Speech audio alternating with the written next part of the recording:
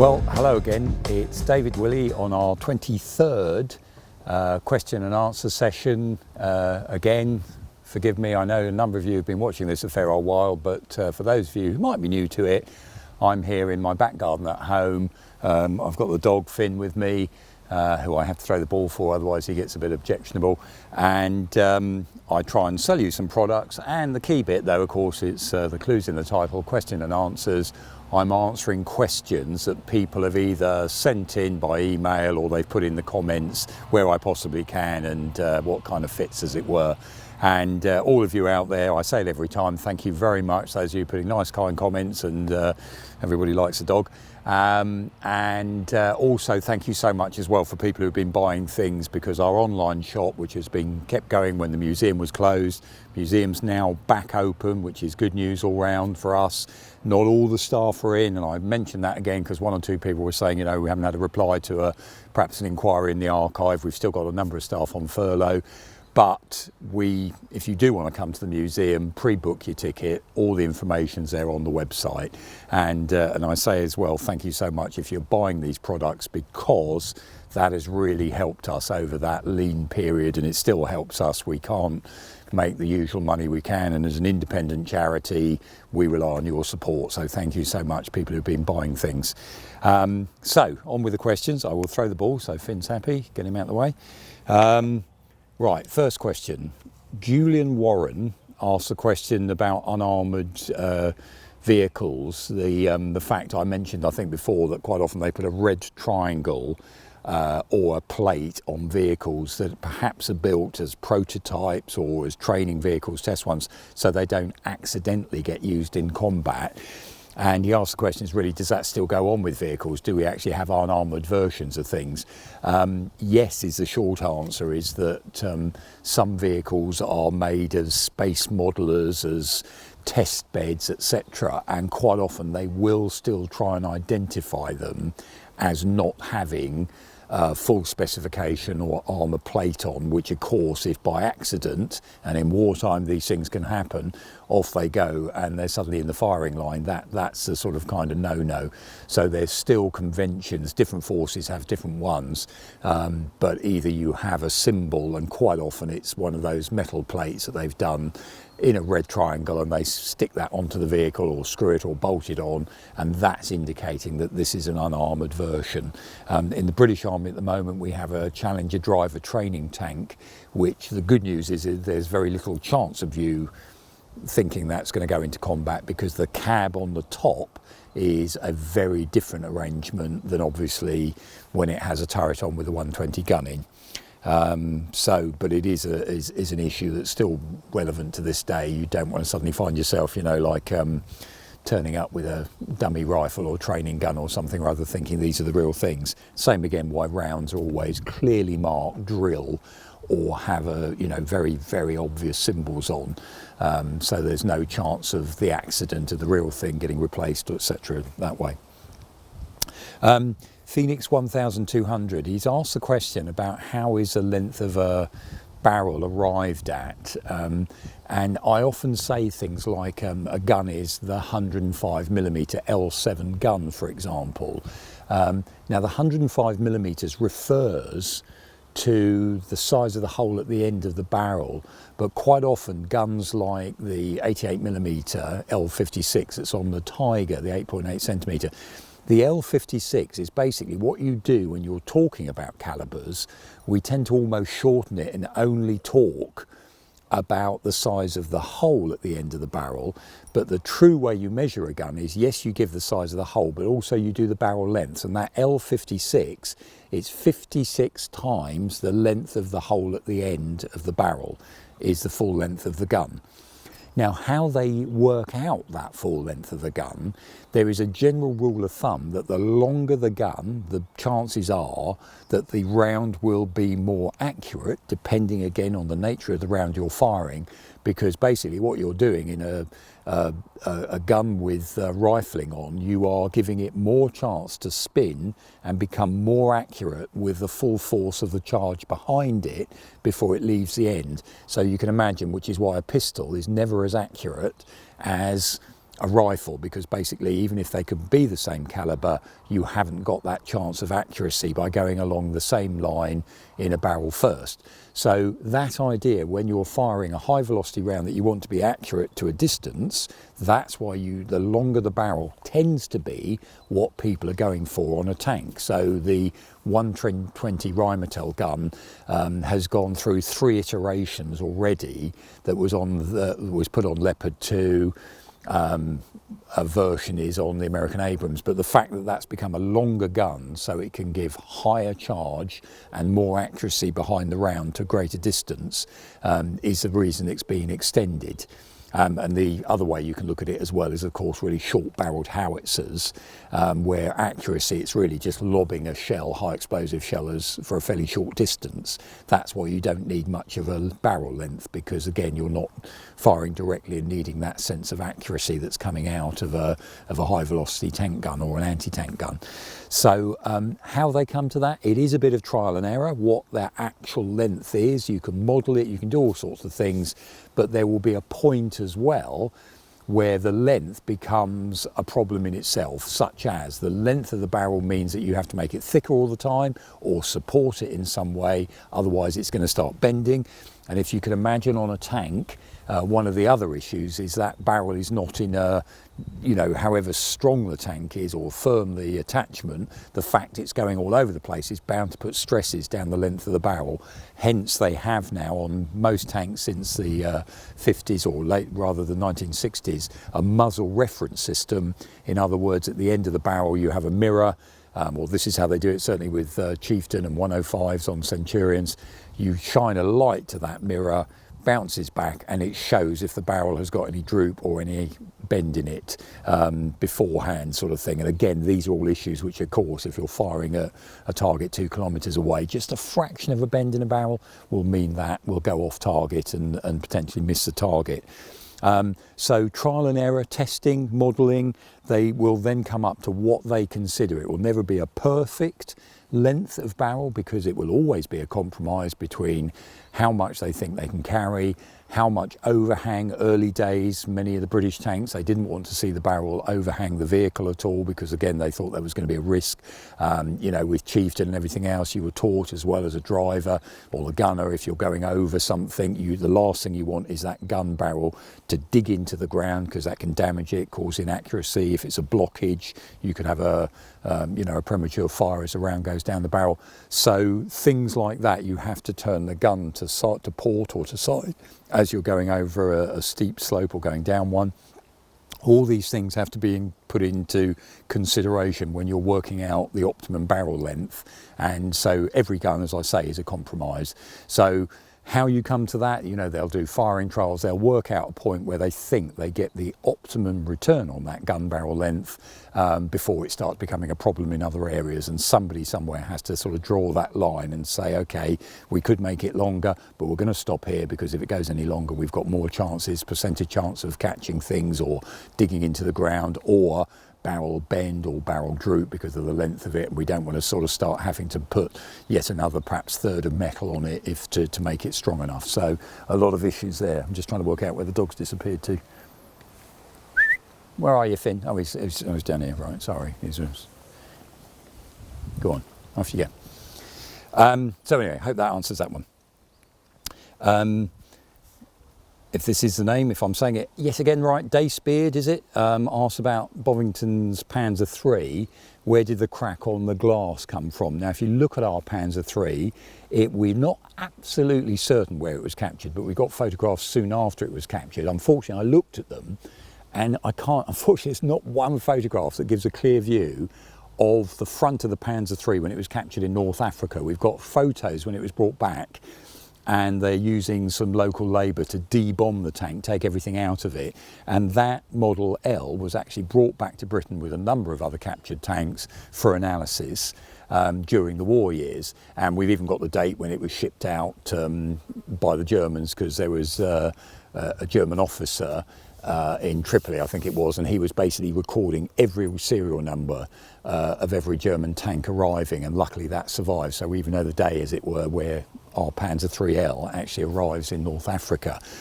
But what's the damage? Because if you notice on our Panzer III, on the front drive sprocket, there's a hole which obviously does look like it's battle damage.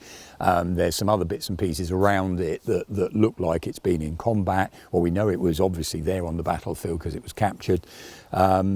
So was that a bullet hole in the front? If I'm honest, we just don't know. And I don't think, even with forensics and everything, I'm not sure at this stage of the game, after it's had such a life, we could actually hand on heart say it happened out there in North Africa, but there's other battle damage on that particular Panzer IIIL. So yes, I can't help but feel that probably is damage from way back when. We've got it doesn't look, it's certainly not a tank that they were firing at for trials. Other tanks were fired at. So, you know, I think it would be unlikely that they just decided to test the visor on that one particular L, because everything else about it was obviously being kept fairly well. Yeah, it's a good spot, the fact it's there. And again, like a lot of things, we want to preserve. If we know we've got a history or we think this is original damage, you know, we want to keep it. And that's another one of those reasons where even sometimes we replace a part, but we'll keep the original part because that may well indicate part of its story at some time if more things come to light, more photographs, a report or something else. What you don't want to be doing, you know nothing about it, dog, so shut up. Yeah, so what we don't want to be doing is sort of replacing things to make things look perfect when some of the damage may well be really significant damage as part of its history, or it signifies things in that vehicle's later life as well, which, you know, it was used for a trial or something else. All important parts of that, you know, not just the day of battle. Come on then, bring it here. Come here, come on, round here, thank you. Right, next question. The 130 Rheinmetall gun, now I mentioned the 120.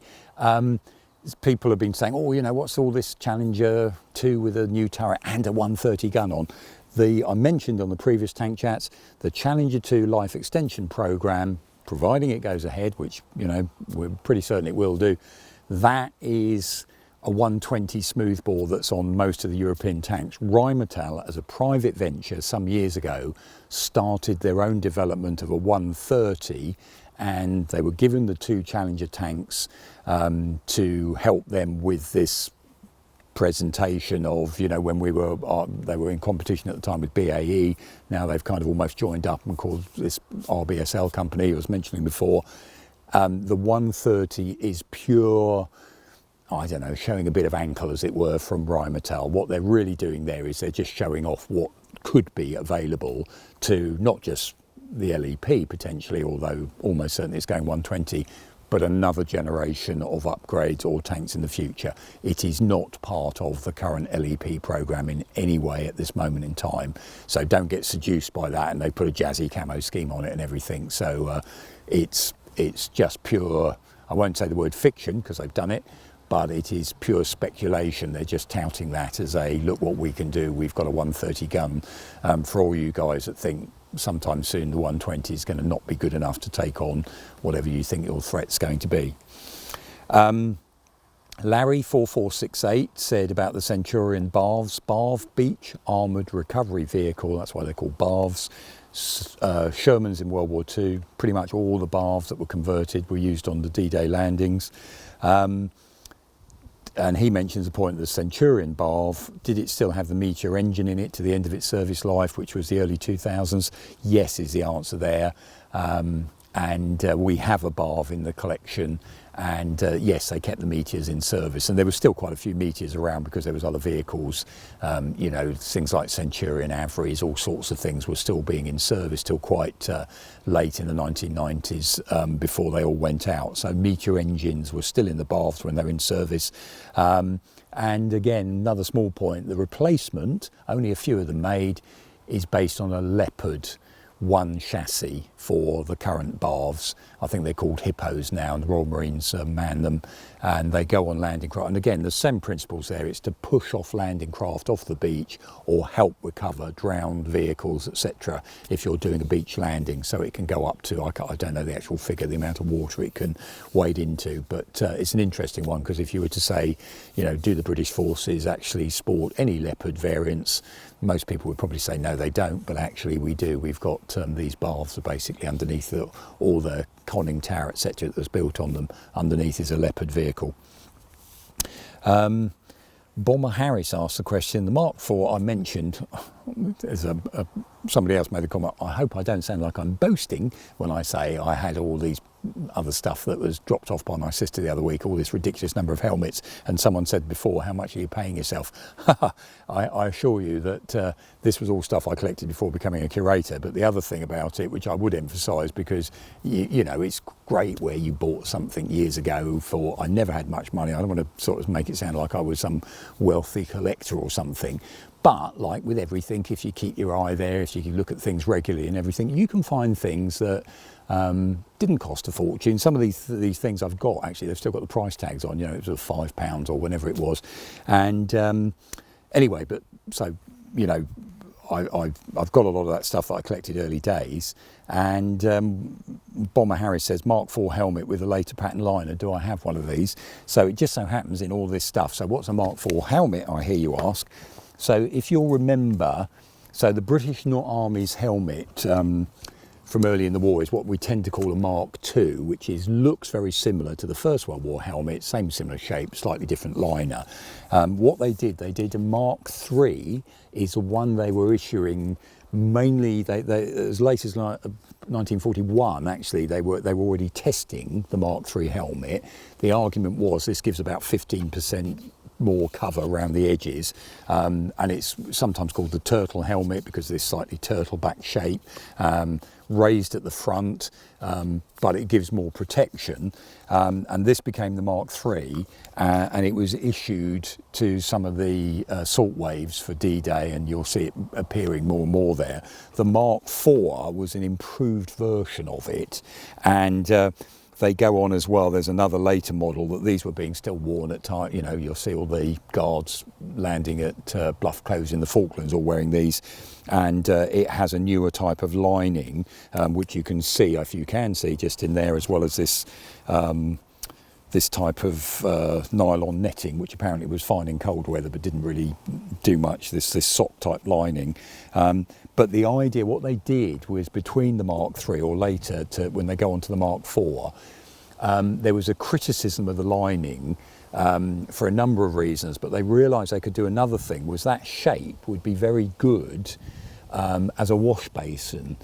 So they came up with a new lining. Instead of a screw going through and a nut to hold the lining inside, they come up with a system that they call lift the dot, and they basically put a little stud from the top of the helmet.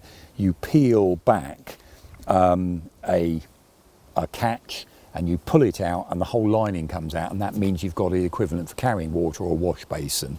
The problem they had that came back as a criticism why they do and yet another lining a little bit later on is that sometimes if that, where it was clipped on this one stud above, even though there's rubber mark around the edge of the actual lining going against the metal helmet, there was sometimes a tendency, you turn your head quickly and the helmet actually span on that one single main location point in the middle. So that's why they came up with a later liner like this one here, which anyway, so he asked the question about did I have one of those ones, and there they are. There's about, oh, God knows why, I've ended up with about 4 or 5 of these ones here. And again, but I emphasise I didn't pay much for them at the time, but it did cause me to look up, and again, which is another thing, why you know, back to books, why do we love books and reference books? But this one here, I picked up Tin Hats to Composite Helmet some time ago. It was knocked down to $8.99. But again, I was going to answer all this one and read it all out to you, but the detail that goes on, but that nuancing between the different models of helmet and what was done at different times and why is laid out in this book. Beautifully done, very well produced, with lots of information. And that new liner, by the way, that leads that helmet to then be called a Mark V, even though the overall outer shape looks very, very similar to what they were wearing with the Mark III ready for the D-Day landings. So anyway, that's not a book I'm afraid we've got in the shop at the moment, but if you like your stuff, I'd always recommend you know, look out for those reference books while they're there, because if you do become a bit of a collector or you want to know the finer detail, all these books for me during these questions and answers, you know, they've been a real real useful to be able to go back and find that little bit of extra nuancing or that little bit of extra detail that sometimes makes a difference. Tom L asks us the question at the Tank Museum, do we ever use models for deciding on paintwork? You know, let's paint up a model first and see what it would look like. If I'm honest, we have used models to help explain things to people. So if we're trying to explain a family or developmental issues, we might not have the real vehicle in the collection, but we've ended up having a model made or get one of our modelers to do it for us to illustrate that as a point. But I don't think we've ever actually used a model to help us work out how we're going to paint something. When we redid Tiger 131, I think I was showing actually in one of the earlier videos how we looked at the photographs and ended up tracing on drawings the outline of where we could make, we could see a difference between the two tones of the camouflage, etc. So we were doing all that and then using that to help measure so that when we did it on the real thing, we didn't actually paint a model first. Where we have used models, and Mike Hayton, who when he was planning things like Tank Fest, Tiger Day, things like that, we used to do it as well, where we got lots of the smaller models so we could work out where they'd be and what things would be like and where it ends up when you're working out the routes for vehicles, what at any one time, where will things be. And also we've used that as well as part of the planning where things go for when we're rearranging our new displays like the World War II hall. Will this all work this way? Now, of course, with the designer, he can put it all into computer graphics, and so we've got a bit more of an idea what it'll look like at eye level when it's done. But initially, again, with people like Mike and that in the workshops, it was this idea of manoeuvring vehicles around, because sometimes, if you're just writing all these things down, there seems a logic, but then you suddenly go, well, hang on a second, physically having it on a plan of the space, you then start realising this one won't, it'll be in the wrong position, or we've got to get it out before he moves the next one in. So models are used by us to help us with things, but not actually the paintwork. Michael Hammond asked about low silhouette for Soviet tanks. Why? I've just done I think we've done, as this goes out, you'll have been able to see the tank chat on the T54, T55. I've done one on T62, and we'll be doing one again on T72. And so what I'd recommend is have a look at those, because it talks a lot there about Soviet tank philosophy in the Cold War, their design issues, and basically to answer that question, they were really after a low profile, because the slower you are, harder you are to see and a smaller area of a target to hit. And to do that, of course, the Soviets say goodbye to a loader who tends to have to stand up, and he quite often dictates the height of a tank, because however small you are, you still need space to be able to stand up to then manoeuvre and put the round in the breech of the gun. You need a good old weight there. We're looking at any shell that's over 100mm gun is a fair bit of weight to put in if it's single part ammunition.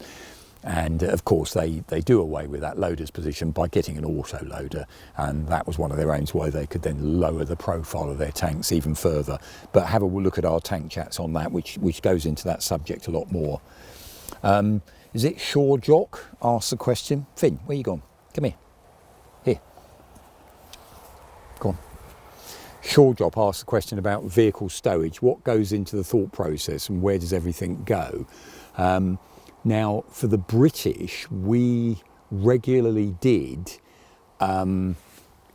vehicles would come out with a manual, but they'd also have as part of that manual or extra sheets added called stowage diagrams. And these are beautiful drawings that were done by very skilled technical illustrators, who then would put arrows saying where everything, and they'd list everything, where it officially should go. In other words, we haven't made a bin for you, think of the design process. If that bin is put in that position for this type of object, they've actually tested this out, that they know they can get the ground sheet in here, or the X number of tools in this particular area, or this fixture is going to be where you put the shovel, or we're going to give you a couple of brackets where the crowbar and various other things go. So those stowage diagrams, again, have a look online. If you tap into Google, Churchill tank stowage diagram, you'll see some of these ones, and they're beautifully done. We have the original artwork for those in the Tank Museum Archive and Library collection, and they are lovely things to look at, because you can see where suddenly they've had an alteration, or they've changed their mind about, no, actually for this model we're going to do it slightly differently. and you can see they stick a bit of paper over and they've drawn over the top of it, where, you know, if there's been some sort of alteration, or sometimes you can see what's the equivalent of like Tipex, or they've whitened out some lines and redrawn things sometimes. But those stowage diagrams are really informative, because it also shows, and they sometimes in the manuals they'll list elsewhere, all those items. Now when you think about it, this is part of that design process, because you need a certain amount of basic equipment, so the tool sets, certain tools, jacks, etc. So there's got to be a place it's got to go on the vehicle where it can be fitted. And then you've also got those bits, which is where are we expecting the crew to put those other essential things, like a greatcoat, like maybe a blanket, their water bottles, etc., and giving them an appropriate fixture, because the tendency is, of course, crews then add to that. But if you don't have a basic standard in the first place, you've got nothing as a guidance. And there's this account of when in the Battle of Villers-Bocage, some of the tanks that had turned up there on the British side had already got so many extras tied around them, so to add to their comfort, camp beds, bit of tentage, all those different things, that there is one account of where one of them goes to traverse his turret and actually find it's being fouled by the amount of equipment outside. So after that engagement, the CO comes along and has a massive bonfire, and basically, you know, it should have happened before the engagement, of course, but basically they get rid of everything that seems to be surplus, because whatever you're carrying, again, that's why you have official stowage positions, whatever you're carrying should not be allowed to interfere with the operation of the vehicle. So again, when you're looking at things, you know, sometimes with modelers, and even at the museum we've done it, where we put things like a camo net around the turret, but if that starts draping over the side, actually the CO would come along, or somebody would come along and say, whoa, watch that, because that camo net draping down the side from the turret onto the hull means that when they're traversing, if the net starts snagging on a part of the hull, it may interfere with your ability to traverse. And the same again, stowing things on the engine. If you can't actually traverse 360 and fire in all positions, if it starts getting in the way, it becomes, your fightability of the vehicle goes down. So again, stowage, another whole issue, but certainly for the British, really clear where things go, or where they should go. After that, it's down to, as ever, the unit commander. Edwin asked about those Panther tanks converted into M10s, how many? 5 Panthers were issued to Scarenzi's unit. We think 5 Panthers. There's no point in keeping a Panther as normal if he's going to do his deception. So we think it's 5 Panthers are converted into the mock M10s that we saw, we talked about before, that were used in the Battle of the Bulge. Nick HTK asked about cold weather arrangements for starting tanks. It's an issue, because you can imagine if you've got a tank outside, they become what we call a heat sink. They get really, really cold, and it takes a long time for a tank to warm up again. And you'll have seen stories on the Eastern Front. The Germans start coming up with a number of different ways. There is a fixture plate on the back of Panthers, Tigers, where you can get a blowtorch. You put it in, and again, they light this blowtorch, and it basically heats the engine ready for, so it's warmer, and hopefully water, etc., can circulate, the oil's loose enough before they're trying to start the engine. There's another system where actually, if you've got one vehicle you keep running, or regularly is run up, so it's kept to a reasonable temperature, there's another system that you can actually exchange the water in the cooling system between the two. So again, it's got the chance of warming another engine up beforehand, before you start.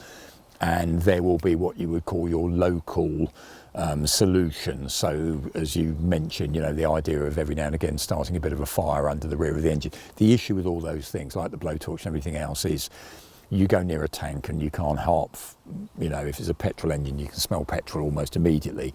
There is always that chance of a bit of leakage, a bit of something else, and the last thing you want is a naked flame near your engine bay or somewhere where the fuel is, because woof, the next minute everything's going up. So I'd look at a bit of caution at some of these things, but inevitably imagine you're on the Eastern Front, you want to take the risk of an engine fire or the tank not starting when it's going to be needed in the morning with the Red Army coming the other way. You'd probably sort of, okay, I'll take the risk on the fire, you know, and just make sure everybody steps back a second or two.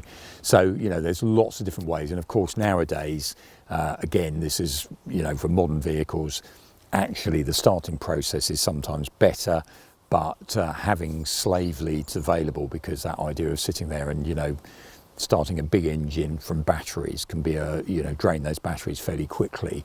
So this idea that you've got some form of vehicle that can slave start others available is another thing that most unit commanders will bear in mind, so that if the temperature really does drop, you've got possibilities of, if you're going to drain your own batteries, that there's somebody else can give you a bit of a jump start there.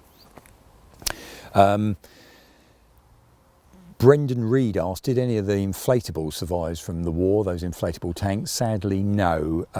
We know of none, and even if they had survived, if you look at any of that wartime rubberized canvas, quite often the rubber, some storage systems seem to keep rubber reasonably well, but a lot of stuff, if it's any sort of rubber cloth together, especially with those glues on it, they tend to go sticky over time and start breaking down or fail. So we've been asked this before, wouldn't it be lovely if there was one of those wartime inflatable tanks? I know of none that are in existence now, and I think if something was found in a store somewhere, the likelihood is it's going to be in such appalling condition, the chance of you ever even using it as a template or inflating it again, is pretty much thin and gone. Pete the Bastard asked the question, pity the Aussie government didn't give in any of their Leo 1s when they got rid of them. Pete, you are wrong. The Australian government did put one aside for us. This was evidently quite some time ago. The issue at the time, we could not afford the transport of that Leopard 1 all the way round from Australia to the UK. And subsequently, it sort of raised its head again a couple of times. And for your own information, we're actually in the process at the moment, even though we're in all these financial difficulties. So any Australians out there, if you want to help us with that, boy, we'd be grateful. We're just trying to work out the costs of now getting that Leopard to the UK. So we have an Australian version of the Leopard 1 tank that was used by Australian forces. We'd love to have that in our collection. So thanks to the Australian Defence Forces, they were the ones who put it aside for us. I think it initially was at Puckapunya for quite some time, and it's still good to go for us. We definitely want it. We're just working out how we can afford to get it. So if you happen to be a rich Australian who wants to back getting a tank, we'd love to hear from you, okay, getting that Leopard to our collection. CP Ripburger asks, any tank we wish we hadn't acquired that we've now got, as it were. We do sometimes acquire things that we thought was a good idea at the time, that you then things don't go in the direction you want, or you didn't find the spare parts or things that way. I can't think of one off my head. Some of them are ridiculously problematic vehicles. There's some we've spent time and energy, or this will work, and it doesn't, and it sits in the shed for another 5 years, where we're trying to scratch our head thinking, well, blimmin' it, for goodness sake, we surely should have got that either going or restored by now.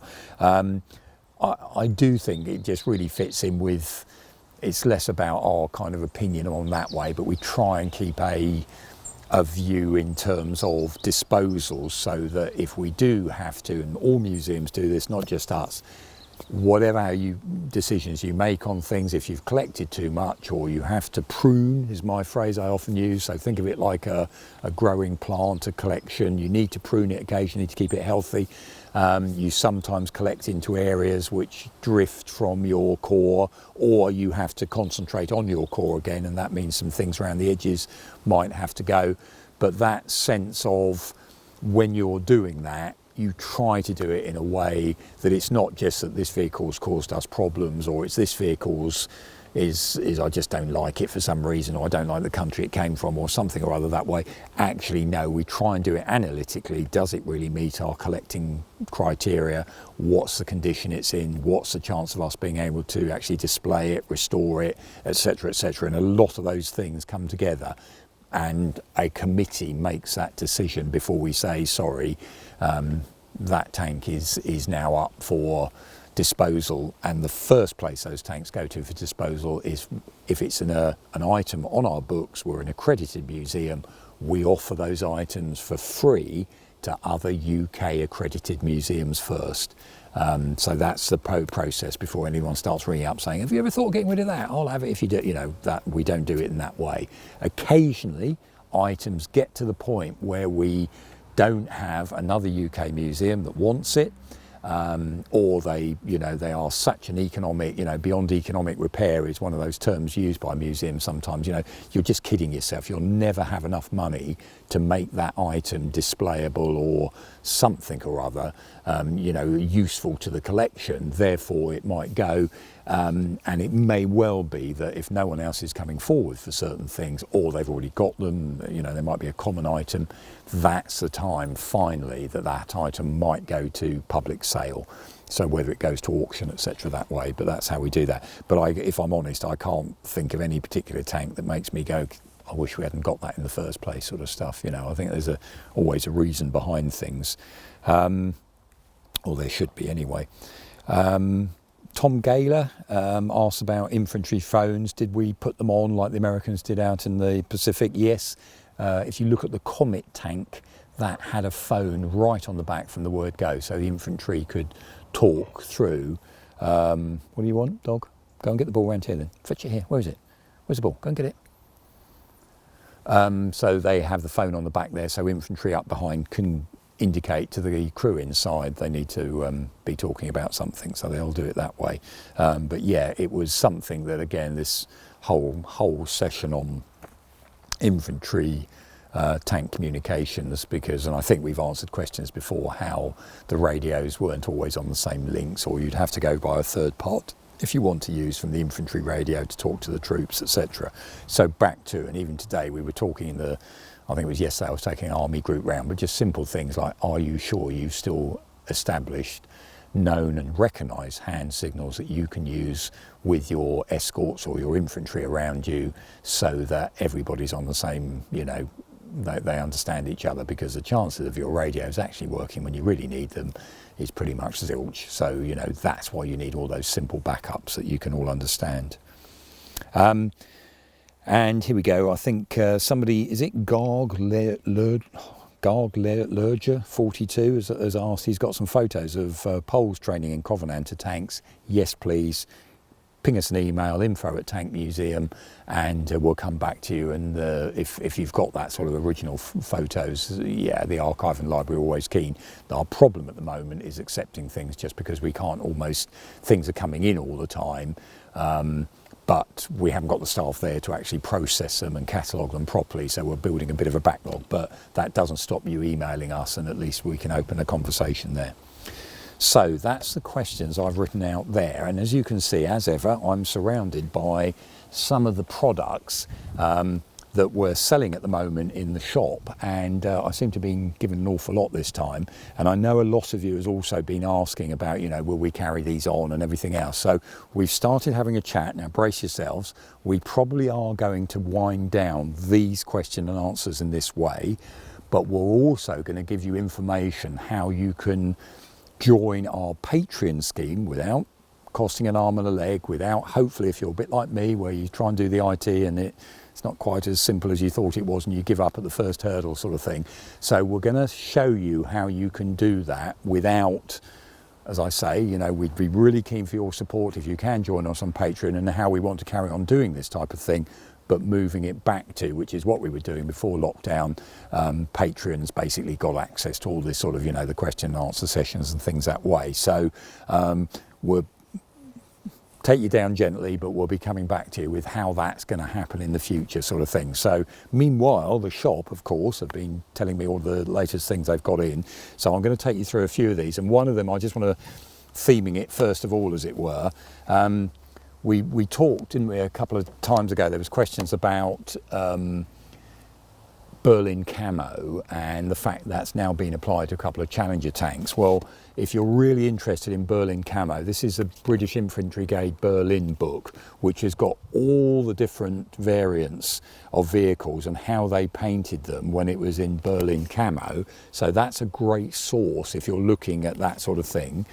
That's our Haynes manual. We've got it even reduced even more. It's £8.99 at the moment on the Chieftain. So if you're particularly keen on Chieftain, and why I say all these ones linked together, because we've actually got, there's the Tamiya, which was one of their first models they did. This is Tamiya's Chieftain there with the Mark V before they put all that steel brew armour on. And we've also got, that's whatever it is, 135th, isn't it? I think it is. And we've also got these ones, which is a smaller scale, 1/72nd. There we go. You get 2 Chieftains in that model one. And there you can see they've done the Berlin camo on one on the cover. And to help with that, we also do a pack of the paints. If you do want to do a Chieftain in Berlin camo, there's all the paints there for that Berlin camouflage scheme. So that's there, and I mentioned that. And again, the shop very helpfully made the point that you're going to need a load of that masking tape if you are going to do a Berlin camo scheme on a Chieftain model or any of those other vehicles that were serving in Berlin at the time. So there's a nice range of things there, which I know some of you are quite keen to do your research, etc., on the models you're making. But certainly if you're doing a Berlin camo or Chieftain, yeah, I'd suggest there's some good stuff there. And I say it every time, and thank you those of you who come back. Look at we're getting more of these different types of Haynes manuals in. Look on the website. They are stunningly good value for what you get.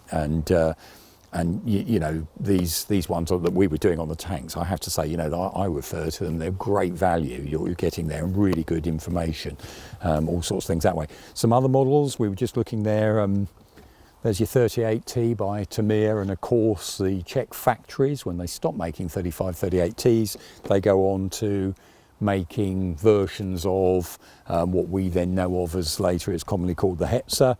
This is a Berg Panther Hetzer model there by a company called Thunder Models. But you name it, there's some pretty obscure one. And thank you, put that comment saying, you know, some of the best models, you know, almost shop online, as it were. So thanks very much for that. Do have a look. If you're the model maker, go and have a look and keep an eye. We'll be telling you more about this modelling event we're going to be having in October online as well. So I've mentioned it before, but we're lining up some of the people and some of the topics going along that way. What other stuff can I flog you? So I'm loath to mention the word Christmas, but it is coming.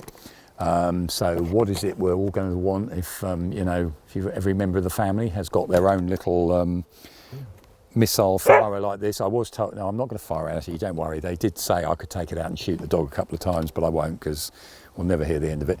So there's a sort of present for the nephew, but you bet if you buy one, you'll be sitting there and annoying everyone at Christmas, firing off at people. Cluedo again, so family games, still got our Cluedo. You can find, or you can murder the Curator or whatever it is in there. This was one that I was going to try and get it done for you, but basically it's a mould, it's a hand grenade mould for an ice cube, but a hand grenade size. So I don't think you can see on the box there, but basically it's 2 halves of rubber mould. You fill it full of water, put it in, you snap it together or whatever, put it in the fridge, and you end up so that you can have a hand grenade in your glass there. So it's a ice cube mould. If you're old school like me and you've still got a DVD player, First World War, $3.99. This was not the original First World War series. This was another later one done by Hugh Strawn, the great British historian. He was based on his book on First World War. This is a film collection which we were arguing, you know, when I was doing a few film reviews sometime before, because this one at least had A Bridge Too Far in, which was the film I wanted to talk about, because A Bridge Too Far, you know, if you were a certain age, you went there, all the tanks, everything else. That was one of my first battlefields I cycled to, and I think I mentioned before, but I wrote to Frost, Horrocks, Urquhart when I was at school, and they wrote back, you know, and then the film and everything else. So, you know, for so many people there. But anyway, this particular collection, 8 films, £9.99. You get The Longest Day, Bridget Ray Margan, Von Ryan's Express, Battle of Britain, Patton, Attack, A Bridge Too Far, etc. So a pretty good little DVD collection there if you like your war movies. Dunkirk, we mentioned it before, we've got that DVD or Blu-ray. I know some of you liked it, some of you didn't. I just loved it because I loved the idea that people had the aspiration to make a big war movie still, and at long last it was a war movie about a British subject as well. So from my point of view, I thought, you know, great. There's bits of it, I fall asleep, but did I tell you the story? I think I did last time when I was in the cinema, and we were all watching together, and got to the point where the Heinkel, I don't want to spoil it for everyone, but the Heinkel gets knocked down that's about to bomb one of the boats, and the sweet old lady at the end of the row jumped up and cheered. And I thought, you know, I've said before, anybody that can make a film that makes some sweet little old lady jump up, and, you know, we got them. So it's good by me. But anyway, so if you haven't seen it, I do recommend have a look, see what you think about it. But there's the DVD, or we've got the Blu-ray of it. What other things can I offer with you? I completely forgot about mentioning it, but we've got these pre-cast little models. So we've got Fury and Tiger on a little base, which I had the great joy to read, and they said this is not a toy for decorative or ornamental use only. But you always wonder if they're going to tell you not to eat it or something. But anyway, but it's not a toy, but it's decorative or ornamental use only. And also, some of you may have been watching here, oh, a resin cast. We've got a King Tiger there. Pre-production turret, remember, not Porsche. We don't say Porsche. And that one I've just taken out the box there, so I'll put it back in. So if you like your toys and models, it looked like Corgi have reissued some of their what were models that were out yonks ago, you know, little wheels underneath, but there's a whole series of them here. Panzer IV, Churchill, Tiger I and a Sherman. That, again, they'll be on the website. Another load of Dad's Army stuff. We've got everything from I think it's ceramic, anyway, put your money in the top. It's a money box tank. Lots of the Don't Panic mugs and all the, again, a Don't Panic flask. What's the other one? The made of recycled tanks, it said on the back of that one. So if you're Dad's Army fan, and there's quite how that's relevant to Dad's Army, I don't know, but it says Don't Panic, Genius at Work. So it's supposed to be a desk ornament, I gather. As I go round, have I mentioned everything? There is, slightly hidden down the front, I don't think you see it, and I've just dropped it, one of our t-shirts, which I will now pick up. Have a look, and I mentioned it again because Chieftain, so you know, you've got the excuse of buying these things and everything, start lying them down for presents for later in the year, or of course you could be buying them, because everybody says, especially all the males there, what do you want? Oh, I don't know really. Now you've got the excuse. Okay, you could say, well, I'll tell you what, I'll get it for you, and you give it to me for birthday, Christmas, whatever's coming up. Isn't that the good idea, eh? Yeah, so, because we do still need your support, so please, carrying on, try buy things. Sorry, there was a couple of books there I've missed out as well. I mentioned the Chieftain Haynes manual. Another one that I know a couple of people bought and commented on. Really good stuff, really good information there, called the Tommy's Handbook. It's a reprint, basically, of a lot of the material that was being issued in the First World War. And there's quite a bit in there, again, very good contemporary material. And another one of these ones, a number of that one as well, £2.99, I think it is £2.99 there, Commando Men, Commandos in World War II. Have a look, because there's a really good selection of very cheap books, and thanks, some of you have mentioned all of those as well. You know, some of you, I know you're buying them and they're going off to Australia, Canada, all over the place, because they're really good value, and as I keep saying, that helps support the museum. So thanks very much.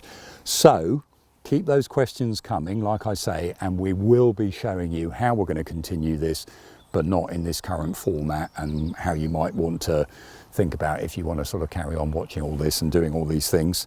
So I hope you're all well. I hope it goes well. Finn says goodbye as he chases around the garden there, and best of luck in all your endeavours.